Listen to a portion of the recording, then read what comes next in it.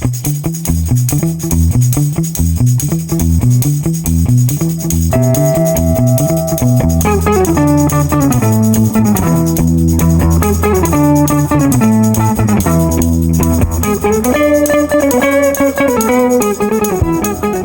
to RawSportsCast. My name is Scott Harrigan, and today we have Steve Duffy and Bob Hayes. Boys, welcome to the show. How you doing? Scott. Very good, thank you, Scott. Thank you. Good stuff. Well, let's just get right into it, shall we? Yeah, I want to get Bob to dispel a myth. There was a myth on social media recently that he was the new coach of the Las Vegas franchise of the NLL. He's not. And who started that nonsense? Okay, so Superfan. So superfan Jody Rice. So Jody likes throwing shit all over Does he ever? social media. So I go to bed. After they made the announcement of Gretzky and Nash are part of the ownership group, I say, yeah, that's pretty cool, and go to bed. And the next thing you know, I wake up in the morning and Facebook notifications are over there. I've got messages and people congratulating me or saying, "Is this true?" Wow. And congratulations. So me included. Yes, you as well, Stevie, and you should have known better. I know. So the joys of living in a small town, it was kind of funny, and it would still be an awesome gig to do. Kidding. Going to Vegas So what are that? Is there a head coach there? I don't even know. No, I don't think there's anything. You still got time, Bob. Still got time. Maybe this will go out to the boys, right? There we go. Yeah, absolutely. Yeah, for those of you who don't know, my resume's in the mail. There we go. Bob is no longer coach of the Shamrocks, which dismays me greatly. Because when we did the off the cuff with Duff after each game, you were more than willing to come and give me an interview or give me crap or something. Yeah. But you're no longer the coach of the Shamrocks. No. The Shamrocks gave me a phenomenal opportunity to coach the team. I had no aspirations ever to coach the Shamrocks. It just happened. It just kind of happened. I was assistant coach with Walt Christensen for 2 years, and I was really hesitant to even do that. And they offered me the head coaching job after 2 years after Walt left, and hesitant again to do that. It's huge. The tradition of winning there is so much, right? Like win a cup. Just there's a huge responsibility. Yeah, absolutely. So you've got to take that on. And I was green. I'd never head coached anywhere before. Yeah. So taking that on was who was the GM? GM is Chris Welsh. Okay. So he put a lot. There's a ton of confidence that he put into me to do the job, and I was way over my head. But you won a Man Cup. Won a Man Cup eventually. Yeah. So what is that like? So the GM assembles a team, and there's been I remember people saying I could have coached the Edmonton Oilers back in the day, like. But you know what I mean? Like if you give me those players, and it's the same guys that go put me on a line with Gretzky, and I'll get 50 goals too. That's just not. No, you have to develop somewhat of a culture so that when things go sideways, that culture takes care of those things. And that's really tough when you get there's a lot of tradition with the Shamrocks. Maybe, absolutely. Not the culture that's always there, because you're bringing 10, 12 new guys in every year. So you've got to keep that focus. You've got to have that. Is there a mantra that you got the Shamrocks have always followed? Like, is there a saying, or is there something that has just gone traditionally that you follow this rule or this saying or anything like that? No, there's nothing. I think the marketing part of the Shamrocks have the "We Bleed Green," but that's really for the fans. I don't really think there's any one saying or anything that is your focal point that you point back on saying this is our. Well, when a player does come to Victoria, they know they're coming into a heavy tradition team that just used to winning. There's the expectation. Yeah. The organization does a great job every year of putting the best team on the floor. When I was there coaching, we were every year part of the conversation to win a Man Cup. Every year I coached, except for the first year as head coach, we made the WLA finals. Almost expected. Yeah, absolutely. We went to 4-man cups and won one. And it's a tough one to win. I've been to 8-man cups as a coach and a player and won 3. Yeah. So it's tough. You need luck. There's so much that's involved with it. So kind of back to your question, can anybody coach the team? You know what? Some guys are going to say yeah, and some, but really for me it was I had great assistant coaches. I by no way do I micromanage when I was there. I let those guys do their job. If they want to, I expected them, and they all did put the time in to, but they were. And these guys have jobs too, right? We all have jobs. Yeah, that's what I mean. That's what I mean. So how do you balance that? I've always kind of like, I just worked all day and now I got to go here, or I got to like. I would when I was for my current job, I was managing a Cloverdale paint branch. I would, be at work at 6:30 in the morning, 6 o'clock in the morning. Open the doors, get the day rolling. Finish off at 3. Get to the arena for practice or for his game day. And start doing some planning there, where I'd be doing planning the night before for practice or game film, and maybe catch a little nap in the coach's room, and then off you go to practice, and then then you come home and do the same thing again. If it's road trips and it's a weekday road trip to the mainland, I would sometimes sleep in the coach's room.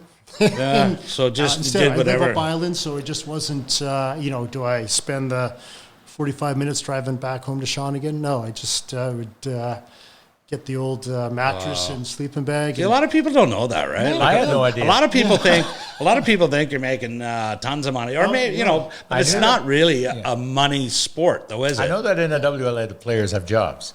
Yeah, and they play the game because they love the game. Yeah. But I did not know that Bob put in that type of hours. It's when I interviewed the only way I knew that what are you tired is, for, your coach? I worked with Delbert Wynot.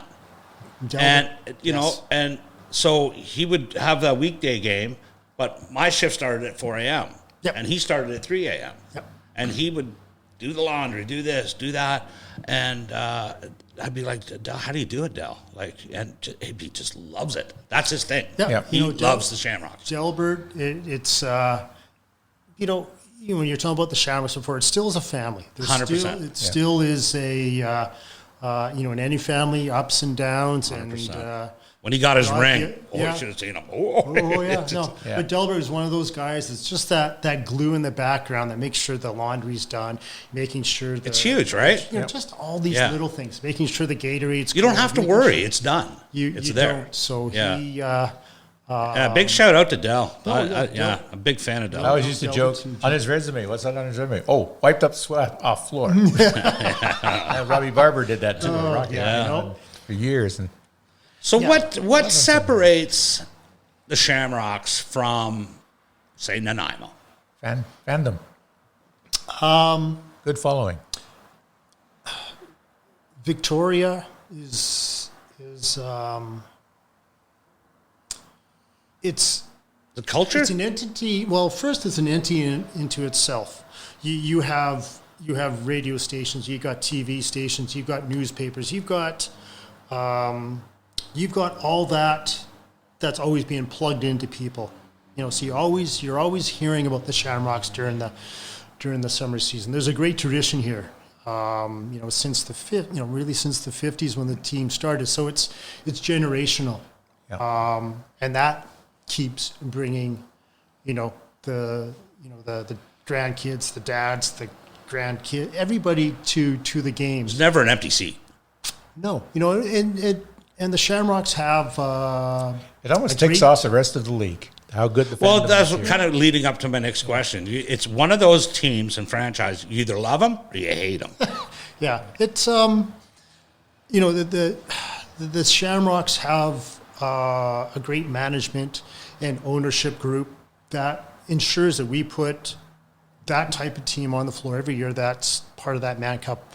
Does that help get players? Like if a player would say, I don't want to. What? If we can bring a player in who's a star from back, he says, you know what, you can play out east, or we can get you released from the eastern team for the season. You come out here, you've got a car, place to stay, fan base, no cost. Yep. You've got the opportunity to work somewhere. Weather's kind of cool. The weather, lots to do. So there's an ocean. There's that opportunity, and players that come here, whether it's for a season or decide to stay here, they realize we're serious every year. So there's an opportunity to win.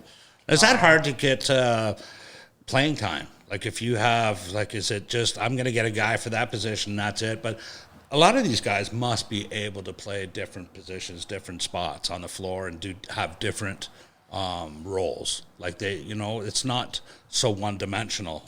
I'd probably disagree. Really, with eh? Yeah. The game. So if that guy goes down, who do you got coming up? Somebody in junior? Or you've got your 5 spares or 6 spares or a senior B player. It's a very defined game now, isn't it? It's changed. Yeah. You got your offense and you got your defense. And the Shamrocks have always been known for tough, solid defense and good, strong offense. Yeah. And when they go up and down the floor, they're always changing. And a lot of people don't like that. I do. Just like football, you play on one side of the ball, the other side of the ball. You don't see many guys playing both sides, like old time playing both sides. So it's the same with lacrosse. Is we'll play 7 offensive guys, 8 offensive guys tops, and then the rest are defenders. Where hockey's different, where you've only got defenders. 6 D guys and everybody else. So it's just different how the game is, and the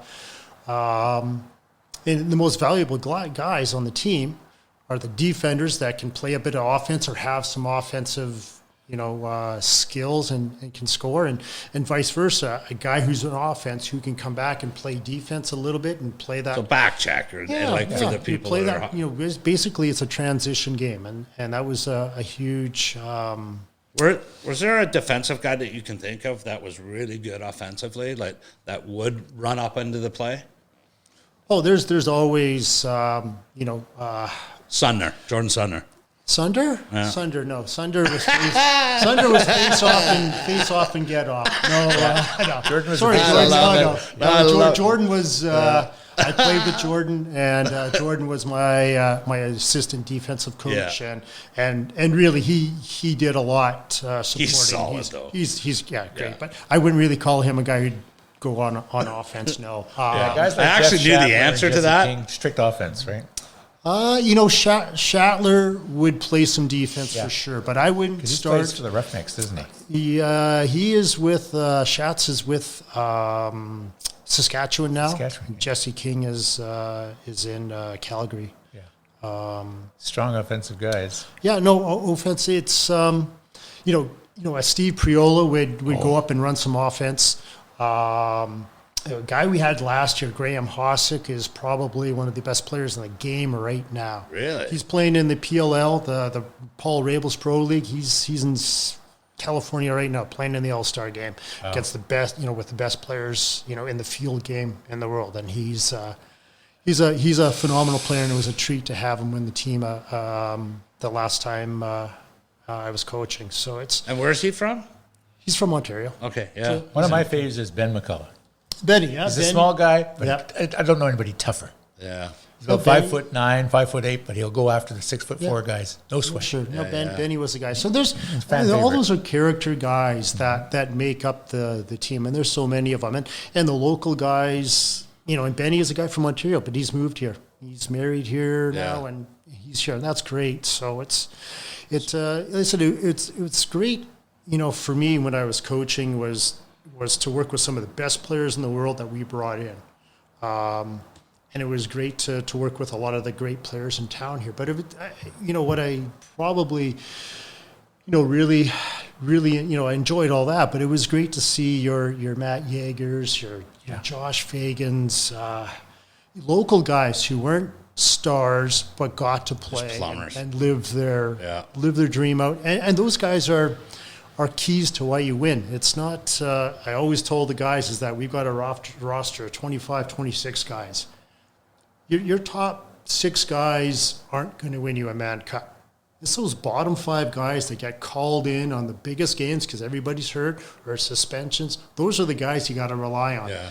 And the biggest thing is is making those guys at the bottom realize that. And that happened to us in 2015 when we won, when guys went down with injuries. Somebody I was stepped able up. to bring guys up. Yep. And, when we win in 2015 and I don't have a Matt Yeager or a Chris Wardle playing and a Brad Cree who we brought in from back east who came and scored big goals after some guys went down. So I truly think it's those low end guys. You look at Tampa Bay this year. I'm a Habs fan. Yeah. But you look at Tampa this year, the guy who scored the winning goal in the clinching game played 10 minutes. Yeah. So it's your top end guys get you there. Yeah. But it's those bottom five guys that are going to win it for you. I'm a Leaf fan. I'm well aware. Well aware. I know, right? We weren't even going to go there. We won a Stanley Cup right there. When we beat the Leafs, that was our Stanley Cup. Everything else was great. Let's not even go down this rabbit hole today, shall we? It's unbelievable. I don't even know why I'm still a fan. I have no idea. Because when you think of the Toronto Maple Leafs, you think of traditions, like Montreal, Boston, Chicago, the original six. It's tradition that we've moved on from. You see that Hockey Night in Canada thing with Cherry's directing the Montreal Forum crowd, And my biggest regret, having lived in Montreal, is I never got to see a game in the Forum. Having lived in Toronto, I never got to see a game at Maple Leaf Garden. Yeah, no, I'm only missing one, Boston. I was in Old Detroit. Yeah, I went to Chicago Stadium. Yeah. Met John Candy, and that is huge. Just the man is enormous. Yeah. No, I was lucky enough to get all that, but I don't know. Anyways, we're not. No, I got to play in the Boston Garden. I played. Did you really? I played pro in 1 year in '92. I played for Pittsburgh, but I got to play in the Boston Garden. So I'm just sitting there, and I'm so tiny, right? It's just like sitting right on top of you. It's a shithole. Yeah, we're in the dressing room. I'm sure there was rats that lived in there. It was oozing with so much. You know what was the thrill of my long broadcasting career was calling Bob's Minto Cup win when he played for the Esquimalt Legion. He was in goal. When I had hair. And we went on for hours and hours after post-game until they said, Duff, wind this up. I said, are you kidding me? What a national championship for crying out loud. Was that with Batters and the boys? Batters, yep. Yeah. That was... he's such a great guy. Greg Batters? That's was the key. Former Cougar, yeah. Greg Batters was probably the glue. He was the key guy why we won. Yeah. Because tough as nails, right? 5 years previous to that, the Esquimalt Legion would lose to Gary Roberts and Joe Newendike, who played for Whitby. Or to Peterborough or whatever. So it was... But there's a name that you wouldn't... Like, when you think of the all-time greats in lacrosse that came from here, would Batters make the top five? No. You got Gates, you got Marechek, you got the Peppers and Pratt and Reisig and Hamilton. Some guy named Alexander? Kevy wasn't there, no. Kevy was... he was 76, so 76. I'm not that old. So, but I mean, Batters, but Batters was a guy who you had to have. He challenged the Peterborough bench. He said, but you remember those little things. He was just a guy. He had that experience from his WHL, and he always had that grin on his face. And he always had that, and he just knew how to calm guys down if you had to be a fight. He knew the boys listened to him as well, right? Oh God, yeah. He was a coach for us when we won in '97 or '99. He was a coach. We won the Mann Cup. Can't remember which year. And he was that glue. I think it was '97. He was one of our coaches, and he didn't play, but he was that glue. Just that little thing, and we went on to become the president of the Vancouver Island Junior Hockey League, didn't he? Yeah, no, he did that for a while. And Chris Hebb is now the president of the BCHL. I think he owns a pet store now or something. Yeah. So he owns a pet store. So I don't know the name of it, but if you're looking for pet supplies, go to Greg Batter's store. Go find Batter's place. Yeah. Greg was just a solid guy. I run into him every now and again. Now he's retired from the fire department and that. So, but he's a guy that maybe, and some guys may not agree with me, but I just look at that team and we had Gary and Paul, the Gates, you got the best, you got all these, but there's little pieces to the puzzle. And he was the complete the puzzle. He was the glue to it. In '99 when we won, Tommy Woods, who Canadian rugby player, he was an assistant coach. So little things that he offered were huge as well. So it's those guys in the background that sometimes, whether they're players or even other coaches, just add those little things. That element. Yeah. So keeping with that that's old school lacrosse. Today, Wooden sticks. Today, has it gone forward in the same way, or has the game changed? Obviously, the game has changed, but are the players the same? Are the kids coming up? Has field lacrosse put a damper on some of this? You know what? You get the question all the time, and absolutely things have changed. Okay. From equipment, right? And that's a big thing in lacrosse. Goalie equipment? I played, goalie equipment, but you look at players' sticks. Player sticks are wood sticks with leather and nylon. So you get a hot, humid day, your stick can warp overnight, and you've got to get back to the box and work on things. And that can be frustrating for kids starting the game because you don't get that consistency. If you're playing hockey, there's a puck and a stick, and for the most part, it's that stick's going to be the same as another stick within reason. But lacrosse, starting out back then, it was a big thing. So you had to put a lot of time into that craft, into that part of your game. Nowadays, you can grab a stick off the shelf, pound it, you're going, do this and that, and you're good. And that's great for the kids, and that's great for really everybody in the game. That they have that. But the game is, besides the equipment and going to bigger nets and bigger goalie pads and everything else. Goalie pads. Yeah, but the players still... Are the players still the same? Like, can you talk to a player back in the day, and if you didn't like something or, hey, listen, you should have transitioned here. Like, can you talk to the players the same way?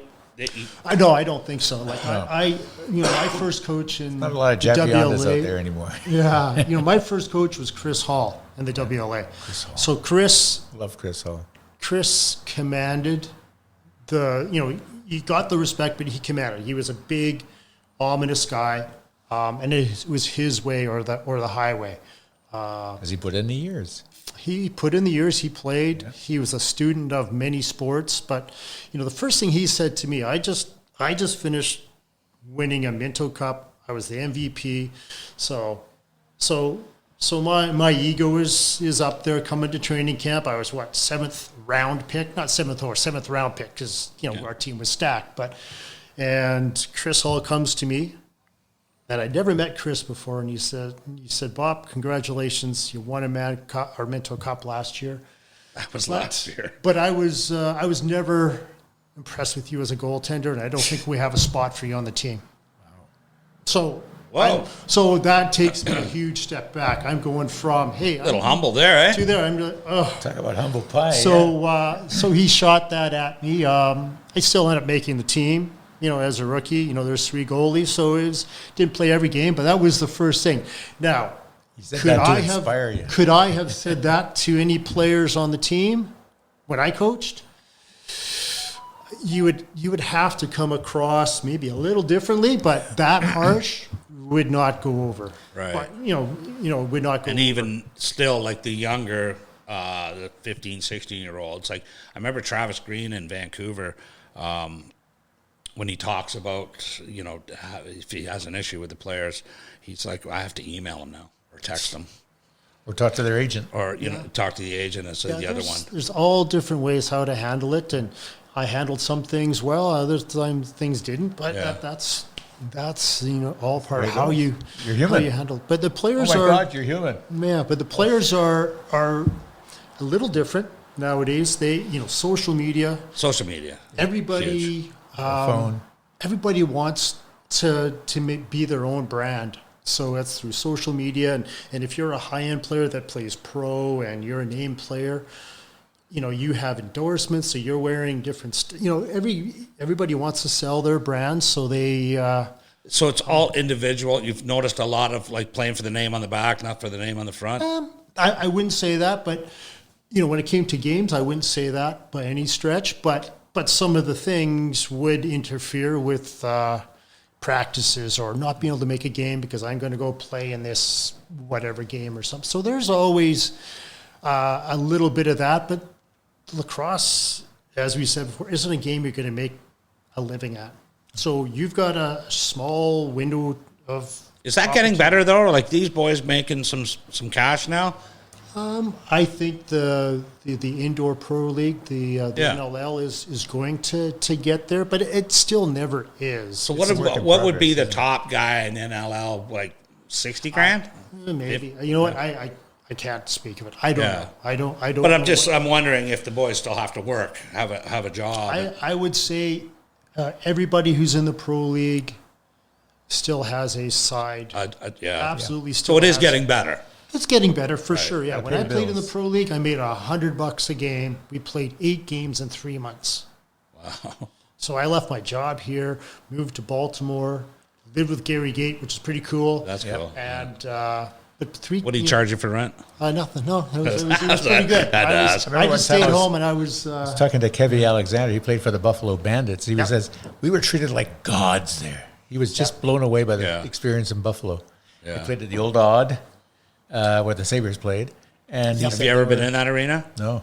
It's called the Odd for a reason. The stairs are like this. Very odd, yeah. And it's one of the worst arenas ever. Well, it no longer exists, does it? No, in the pro league, the 1 year I went, I got to play against Kevy. They came to Pittsburgh and played, and he scored a goal on me. I stopped him a few times though, but so that was a huge highlight too. That I'm playing, pro against Kevy. Let's talk a little about women's lacrosse, ladies lacrosse. Yeah, what that has evolved into an amazing game. Like they've taken that. Is that because of field lacrosse? Did that that the evolution of that? Like, so if you look in the States, the NCAA, the women's lacrosse has been part of the programs forever.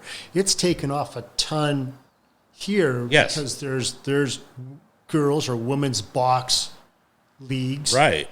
So that skill set that they're learning here is so transferable to the States on a big field, and those skills that they're learning make them that much better. Because Jenner's kids, both have got the full scholarships at Michigan and somewhere, I can't remember. So that's a huge thing. And that's the same thing in the 80s is when the Gates and John Crowther and other guys who learned the game here of box, played a little bit of field, but then they took that skill level down to the big field. So all of a sudden your decision-making in tight spaces at a big field are way open. Is such a huge advantage. Yeah. So, and you look at NCAA teams now, like Johns Hopkins, one of the, you talk about tradition, that is a tradition and a culture. They play indoor lacrosse during the fall. Before their season starts, they do all their training inside a facility. That's a box lacrosse facility to learn that. And a lot of teams do that as well. And in the women's game with Gary Gate, who just took over the men's job in Syracuse. That's right. He was assistant coach in Maryland for a few years and won national championships. He really helped that program. And then he coached Syracuse for probably 10 years, the women's team, and made the Final Four and the finals. I don't think he ever did bring home the ring for the women's, but you've got Gary Gate coaching women's lacrosse, so he's changing the game. Yeah. Him and his brother have Gate Lacrosse as a company, and they're developing women's sticks. So, it's the women's game is going to take off, and as soon as and hopefully lacrosse gets into the Olympics with the new hybrid game that they've developed now. So if that, I'd like to see lacrosse definitely as an Olympic sport and inline skate or inline hockey. Should be, but I guess it's the number of countries that are playing it, aren't there?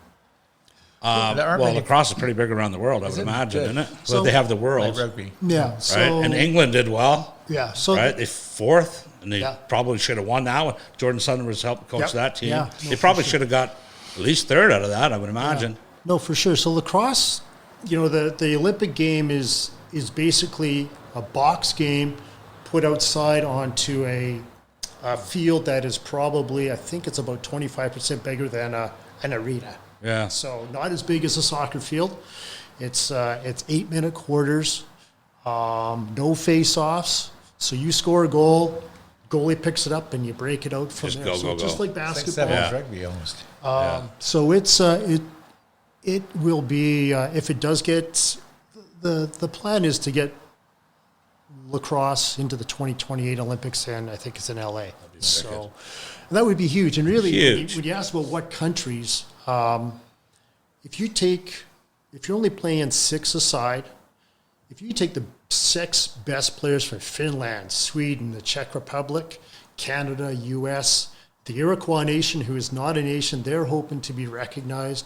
You take, those European countries. If you take the top 6 Canadians and top 6 Finnish or English players, there's going to be a bit of a difference, but not a huge. It's the rest of the roster that would be. So you've got an opportunity, to and especially short games. You're not playing a 60-minute game. So it's not like women's hockey. You got Canada, the U.S., then the rest. Well, that's really picking up. Starting to come up, but it's been Canada, U.S. for a long time. Dominant for sure. So. So lacrosse has got lots of. Do you ever think there'd be to help? Would there ever be a co-ed lacrosse, like at say a young age, 7, 8, where it could be co-ed, where you could learn to grow? Or is there going to be enough girls and enough boys for the game? It's. I've heard of that being talked in the past, and you'd really have to get that hybrid game, but watch what the body contact is and really everything from there. I would say if you're going to have a hybrid game, you'd have to almost take the body contact out. Yes, absolutely. And play the game a little bit differently. Right now you're going to have. You'll have some girls that play box lacrosse with the boys because their skill level is there, or that's what they want to do. It's changed a little bit because there is so many playing box now, females playing box. But, the hybrid game, it would have to be totally no body contact, and then I think that would be unique. At that age, at 7, 8? Yeah. Yeah, yep. There might be some girls that disagree that go, "Give me a stick, I'll hit them." You know what? Without a doubt, without a doubt. So it's But you're always going to get those guys who are the macho type. They're a girl, I'm going to kill her. If they're younger and there's not, it comes down to coaching. For the younger ages, if there's not that, that big difference in size and everything and mentality. See, I just think that would help promote. So during COVID, one of the things I thought was. I don't know if they missed a chance or an opportunity, but when they had this, 6 feet apart, I thought that would be a perfect time for lacrosse to go out and promote the game of lacrosse, where that's something you still could have done during COVID. Yeah. You could have, passed the ball or had a camp or had something. And I thought think it's one of those sports that I thought, man, I think you missed the spot there. I think the opportunity, but it's so many unknowns with the COVID thing that it'd just be like the, how, insurance. Just there's so many other that how can you make all this work and so there's maybe lost opportunities there or opportunities for the women's game and the to develop that much more. So it's. Do we know what registration is like? Is it going up every year? Like, is there it seems to be like, I guess what I'm getting at is lacrosse is on solid footing, right? No, yeah. It was going down. Lacrosse is always up and down. It's up and down. For a while, I think it's on the way back up. You know what's killing lacrosse? No. Is ball hockey. Ball hockey is killing lacrosse. Taking the spots on the box, or just people taking arena time ready. There's ballroom dancing the other day down at Wanafuka. Yeah. No. Ball hockey is killing. It's taking floor time away. There's more kids that play ball hockey for sure. Okay. Everybody has a hockey stick and can run around and play. Lacrosse is a bit more skill level, a little more coordination involved. Sorry, hockey guys, but it definitely is without a doubt. So ball hockey is the kick that is getting in the way. Just like inline hockey when it first came out was a bit of the killer. You don't see much inline hockey now, not as big as it used to be, just because of a pair of skates costs that much. If you already got a pair of runners and a hockey stick of gloves, you can go and play. So do we have enough lacrosse boxes around? We've got, I think we've got enough. We would, I think ideally what needs to be here is a lacrosse only covered facility. Nanaimo has one. Yeah. It's used all the time. I believe Ladner is getting one built or might have one. Langley has an indoor facility beside the LEC that is, I believe, a lacrosse only. It's a it's a turf floor that they use for practice for the pro league. So, I think if you build too many outdoor facilities, then you're going to have your pickleballers and everything else want it, and your ballroom dancers or square dancers and having, which is great to have those facilities. Yeah, for sure. But you get a covered facility. It doesn't have to be heated or really anything like that. Just a box with a roof on it that it's used year round, and that would be ideally what we'd want to see. You mentioned Nanaimo. Yeah. I'm really excited about their team this year. Caleb Keeber, Will Johansson. A lot of these guys are. Nanaimo is a team that's always been. They're on the cusp, I think, this year. They're knocking on the door. Yeah. They have a good core. They have a good core. They're a young team. I know they want to make the next move for sure. So it's. Now, do you think Nanaimo goes in every year going, we must beat the Shamrocks? Is that the nemesis? It's funny because the last time the Shamrocks won the man, Nanaimo beat them the first 2 games of the year. Yeah, that's right. I remember Yeah. that. I remember that. It's. Is it a rivalry? It has to be a rivalry, Sure, right? it's because most of the players are from Victoria. Yeah. So there's the personal rivalries right there. There's not many Nanaimo-based players that play for Nanaimo. They are Victoria guys who played for the junior Shamrocks and they got drafted, or they're even Nanaimo junior timbermen who are from Victoria and get drafted. So there's always that aspect to it for sure. There's always the other guys wanting to get the best. And you asked earlier, everybody wants to beat the Shamrocks. When you come over here on a Friday night, whether you're from Langley, Maple Ridge, New West, wherever, and you've got 2,500 people in that arena, 3,000, it's sold out. Looking. Yeah. Guys get up for that. So the Shamrocks, we rarely get nights off, to be honest. Like we could, you show up on the mainland, guys want to give it the best. They come here, they're here to win, to stick it to the team. Absolutely. And it was up to us to be up for every game. Like I hated going to Coquitlam on Saturdays. Yeah. Because we usually played like crap those games. In front of we won 300 fans, yeah. Yeah, we played in 2015 there, and Dan Dawson played, I think, Thursday night, flew back home to do a shift back in Brampton at the Fire Hall, flew right back out to play a Saturday. He came to me and said, we lost the game and we got still a stacked roster. And I remember Dan saying, I should have just stayed home. Because he was just beat done. dead. It was just like he didn't need to. I told him he didn't need to, but that was just the mindset. It's a Saturday. Guys who worked all week. Okay, now here's a lost day. So there was always those times, and it just took a goaltender. Any goaltender can steal a game. 100%. And quite often it was a goaltender stealing the game because he just got pumped for the game. So it was that got us ready for playoff time all the time. Is that every night teams showed up, and if we didn't show up, it showed. Yeah. For sure. Speaking of goalies, that Claxton kid looks pretty good, eh? Oh, that cool. Charles is a guy when he's hot. Yeah. He was your third goalie in the Man Cup, wasn't he? He was when we went back in 2014. He was our third goaltender. Yeah. So Charles. He could steal games. He was being a goaltender. I would do in-depth scouting analysis on all our opposition goaltenders to help the guys out. Quite often the guys never listened, anyways. But I felt good about it.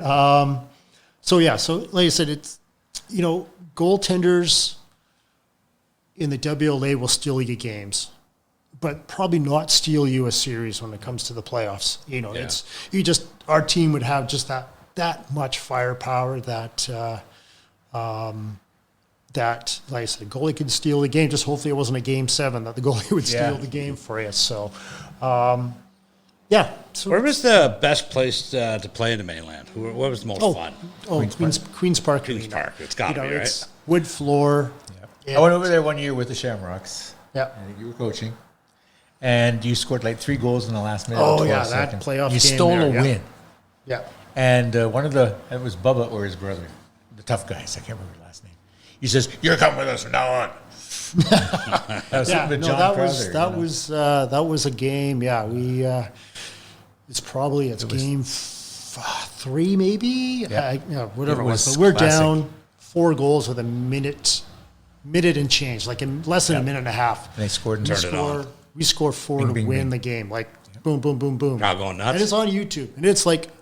Yeah. It's one of those games where you don't even know what happens. It's like, boom, win the face-off, get the goalie off, win the face, and just goes in. And it's like, we even had to play the last goal to win it. Is one of our guys on the team, Johnny Harnett, leave the bench, come on and congratulate the guys. So the ref said, Johnny, you keep coming off, you're going to get a penalty. So they gave him a penalty. So we scored our last goal, I think it was even strength. Yeah. Even when we pulled the goaltender because he was sitting in the box. So it's... and those are those little things that stick out. You don't remember a ton of stuff in the games. No, It's we the do little remember a things. few. Just those little things, or it's the flight's That was a- over, that was or a whatever highlight. it is. That was a highlight for me. What when you're playing and it's local refs? Oh, don't talk about refs here. No. Yeah, refs. We don't want to talk about refs. Thank God for Kind of Talk have to, about though, refs. don't we? Everybody have to. chastises Greg Pepper, but you know what? He keeps a lid on things. Yeah. 'Cause there are some guys in the league that just seem to have it in for our guys. But there's got to be I gotta go to Victoria, flack so I'm that gonna you be- get. yeah. There has to be some sort Sitting in the crowd, you get of it. flack that either the team gets or whatever from having, because I hear it as a fan, right? So is it a thing? Is it not a thing? It used to be a thing. It was, wasn't it? guaranteed Yeah, that it was a 100% it thing was. that mainland refs would have it in for Victoria and vice versa a little bit, but maybe not. It's, I guess, the officiating in lacrosse is difficult because so there's well so policed many now, though, isn't it? gray area calls. It's not black and white because we don't want it to be black and white, or we do, but we don't want, we want certain calls to be, to be consistent. So. It's like hockey reffing in the Stanley Cup, Some games it doesn't seem to be that's existent. horrible too. That was bad reffing, actually. that's That was, what that And they was call these outrageous. penny ante hooks, and a guy gets slashed in the face, no call. Yeah, but they're not local guys, and that's pro league. Like, Yeah. well, I'm not saying, And the But refs, the refereeing can determine the outcome of a contest. well, that's what I'm saying. So if it's like, have they started bringing mainland guys over to do here and us over there? they'll do that for sure. So it's there's in any league, NLL, anything. There's world class players, and I hate to say it, but I don't think the refs are at a world class level. There are some that are good, but for the most I part, couldn't agree more, actually. But they're not. So you've got I world agree. class players, Yeah. and the refereeing is not. Some Yeah. guys, many refs are not in shape, or they don't look like they're in shape. Yeah. But used to play. Some that Yeah. used to play or have played at a different level, and there's other refs that are good. It's just it was a frustration.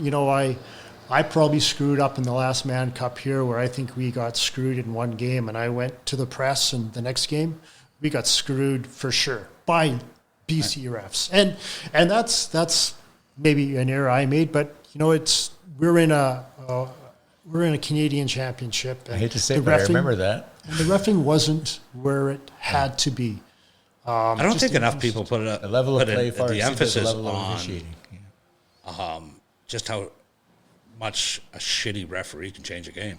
Oh, absolutely. Like, I just don't think they do. I have never actually, in all the sports I played, blamed a loss on a ref. Oh, no, never. Ever. I've never, no. However, I've had oh, God, are you kidding me right now, bud? Like, that's, that's... Yeah, there's... Like, it's blatant sometimes, it's this. And I think, that, to me, when we're talking youth sports and growing the game, and if we don't grow officiating at the same pace we're growing the game we want to grow, that's a problem. It is. Well, the problem is parents. Oh, Okay? yeah, that's another so show. Plain and But simple it is is. you're a 12-year-old reffing a 10-year-old game, Yeah. or whatever, and you've got idiot parents Yeah, yelling. 100%. Forget it. 100%. Parents, and that was a great thing with Shamrocks. I never had to deal with a parent once. Yeah. I don't. No, I'm no, dealing with- exactly. Yeah, no. Perfect. But no, parents are. Yeah, we're going to talk. One of the shows coming up. I don't know how it's going to go. This could be the end of fucking Raw Sportscast because it is an issue. Sure. It's a massive issue, and they think they're doing the right thing. Yeah. But really, it is an issue, and I think a lot of the parents they don't trust the process. Right, of the growth. And I fear there's a lack of officials because they don't want to put up with the grief. No, From parents or players, whatever. Well, that's what I'm saying, right? And that it is an issue. We won't really dive into that today. It's more the lacrosse, but so if you can give us your top 5 forward positions. Who would that be? What would they look like? Like all from not just the island, but like who is the top 5? Top 5 players? Yeah, all time. All time. All time. Oh, okay, top 5 player. Well, I'm gonna go with Gary and Paul. Yeah. Can't go wrong there. Yeah. No, played with them, played against them. Tommy Merritt. Yeah. I'll take those 2. John Tavares. How good was he? He scored. Like seriously. John Tavares scored 7 goals on me in a WLA game. He was second star. What? He was second star. Because You weren't the first. Because we still won the game. I was not. Because we still won the game, and the rule was back then is that Winning team gets the first star. So I think Rick Brown was the first star. Okay. And when I see Tavares, I played a little with Johnny, but that sticks out in his memory as going like, remember that game? I got 7 on you, and I was still second star. And I'm like, yep, for sure. So Tavares was, was great. And How about Gaylord Paulus? I can't speak to Gaylord because I never saw him play. I'm told he's the best native player who ever played the game.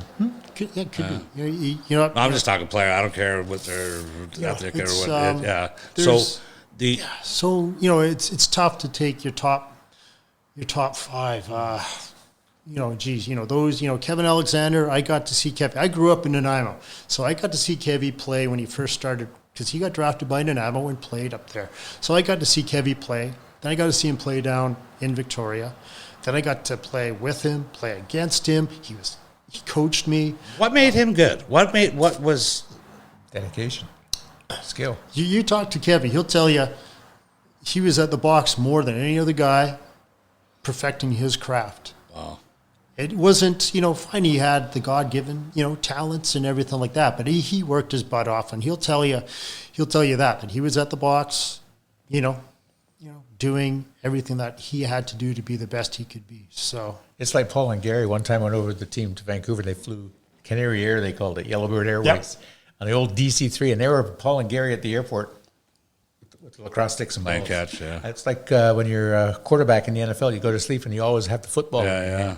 I thought, those sticks are extensions of them. Yeah. Oh, yeah. Gary, I can remember going to a junior game and sitting in the back of the bus, and there's Gary restringing a stick for a game. I'm going, come on, man, like restringing.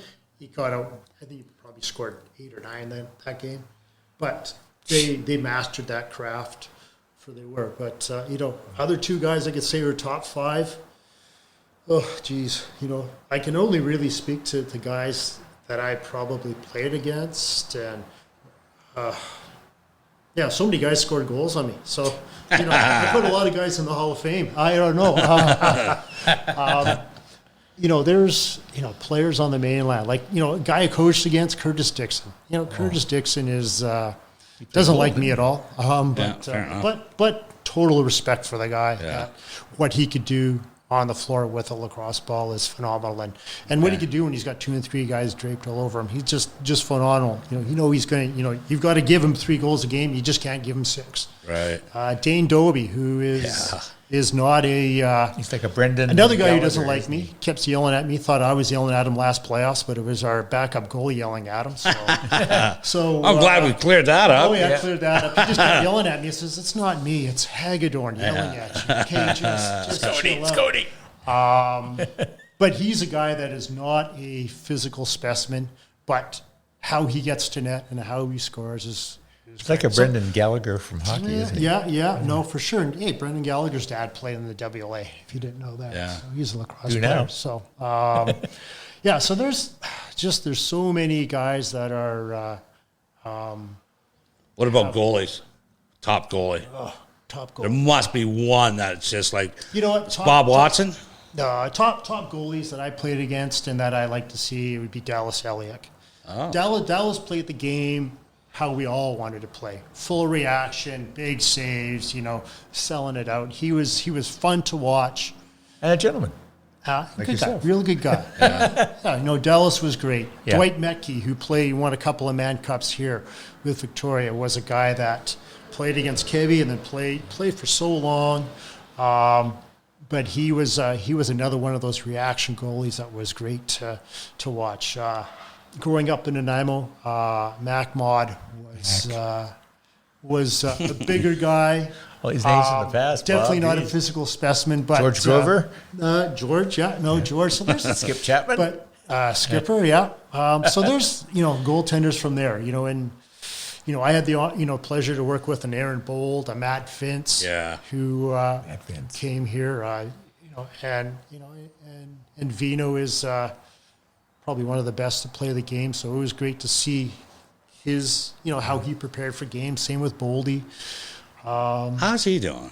Boldy? Yeah. He's doing well. He's playing some senior B. Okay. That was the toughest thing I probably had to do is I had to cut him in 2019.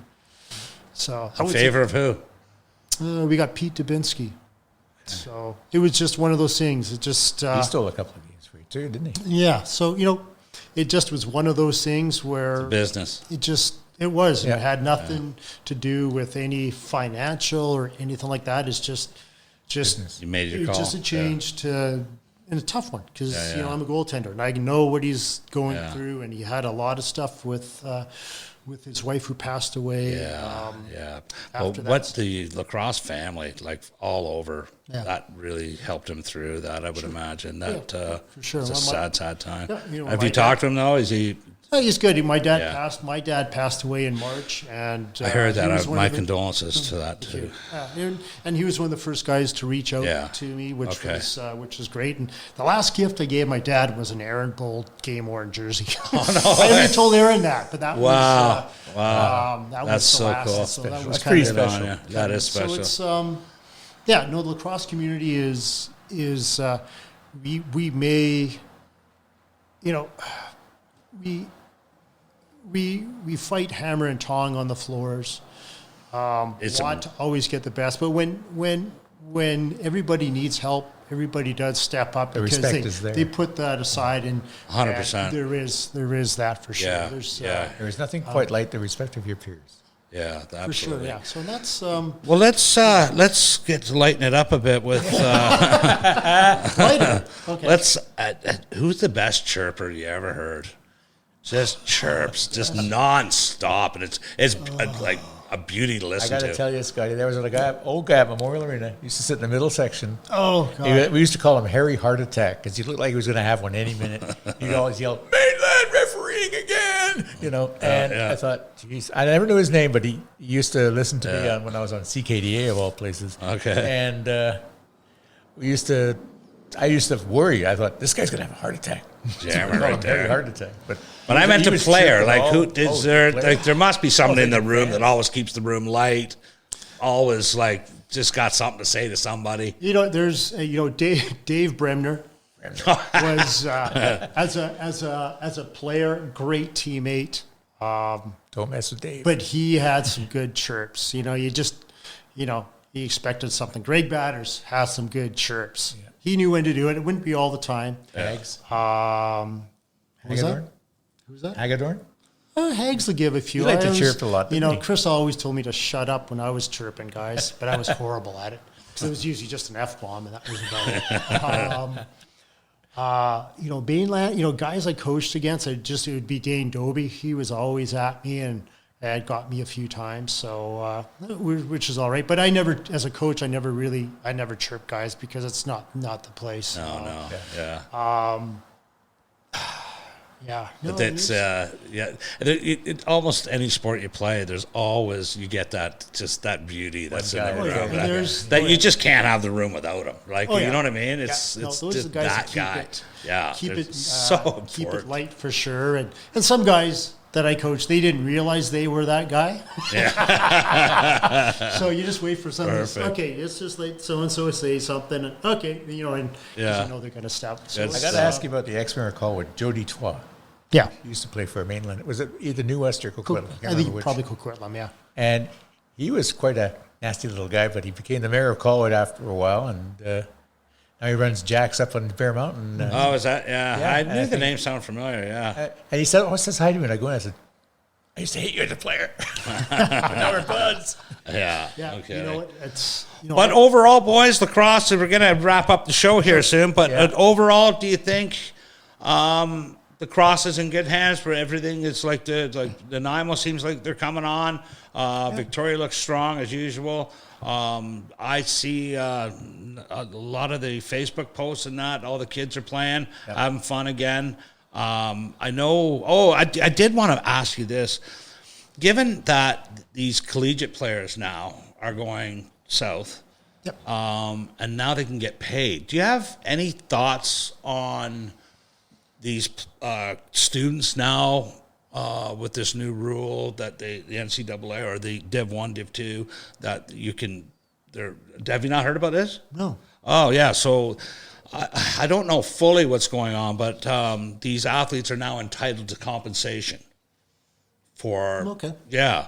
So I'm just kind of if you don't know about it, I guess we can edit that out. But I've heard of similar to the WHL where players were. That's the same idea. It is basically. It worries me. So let's get a rich school. They'll get all the players. So really, players are going to go to the States to get a scholarship to go play NCAA.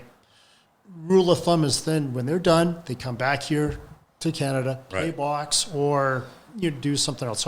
So I think, the players for the most part, if they're getting remunerated, they're getting paid to be part of the NCAA, that just alleviates a lot of stress, a lot of everything there. So that when they come back here, it gives them an opportunity to maybe not work and play summer lacrosse and go back down, or it just alleviates some of those things. So I haven't heard that. Like I said, the WHL, I had heard about that possibility of the players, getting paid. And, and I guess it's got to come from football. You look at how much money football generates in NCAA. Basketball. Football. So, the players want to get huge. that. And there's the NCAA is, I never went to school in the NCAA. I never in the States, but the amount of money that's generated and how specific they are about different rules, and Oh, other stuff is happening. For sure. Because the amount of money they're bringing in. And it always was. It's called gas money. Sure. Hello. Yeah. No. There's speaking of it, I don't know the full ins and outs of it, but I don't think that will, players getting paid down the NCAA, I don't think that's going to affect lacrosse up here. It'll just make it Would you say easier. that most of the players in the WLA are playing for the love of the game, as they don't get paid? Oh, for sure. Yeah. No, for sure. There's that passion is what fuels the game. It's the what I would tell players, and that was my job as the Shamrocks head coach, is you can win as many pro league championships as you want. To win a Man Cup, that is something that you're going to put on your resume. That's going to be right at the top. Yeah.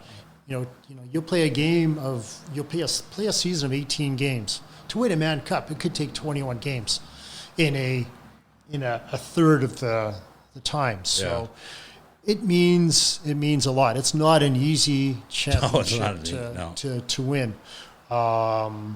So I kind of impressed that on the guys, is that they can, win whatever. Especially they want. that, and holding down a job, full-time job. Some guys, family, kids, wife, that whole bit, right? So to put it all on the line for that, for whatever they're making, to go win that. So it's got to be more special. But Listen, Bob, I want to thank you for coming on our little show here with Steve and I. Anytime, it was fun. Good to see you again, old friend.